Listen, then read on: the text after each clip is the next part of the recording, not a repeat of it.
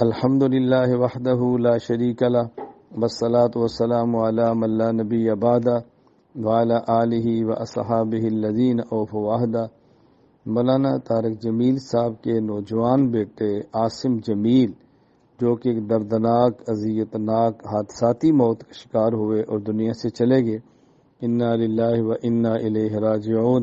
ان للہ ما اخذ ولہ ما اعطى وکل شیء عنده باجل مسمى۔ اللہ تعالیٰ ان کی مغفرت فرمائے، ان کی تمام حسنات قبول فرمائے، سیئات سے درگزر فرمائے۔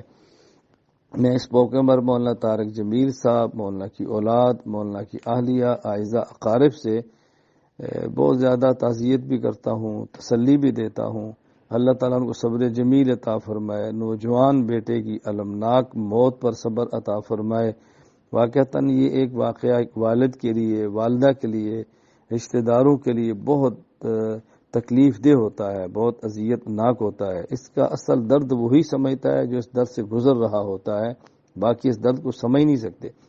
ایسے موقع پر تبصروں سے گریز کیا جائے، ایسے جملوں سے بچا جائے جو کسی کے مزید دکھ کا باعث بنے۔ اس موقع پر خیال کرنا چاہیے کہ باپ کے دل پر کیا گزر رہی ہے، ماں کے دل پر کیا گزر رہی ہے، بھائیوں کے دل پر کیا گزر رہی ہے، گھر میں کیا حالت برپا ہے۔ اس موقع پر ایسے جملے کہیں جس سے ان کو تسلی ہو، ان کا دکھ بٹے اور ان کے بیٹے کی مغفرت ہو، ان کی دعا کا اہتمام کریں۔ اللہ تعالی ہم سب کے دل میں پوری امت مسلمہ کے ایک فرد کا درد عطا فرمائے، امت مسلمہ کی محبت عطا فرمائے، اور دنیا میں جو ہزاروں بچے جوانی کے عالم میں کفر کے ہاتھوں ذبح ہو رہے ہیں ان کا بھی درد عطا فرمائے، ان کے لیے بھی دعائیں مغفرت کریں، ان کے والدین کے لیے بھی دعا کریں صبر جمیل کی۔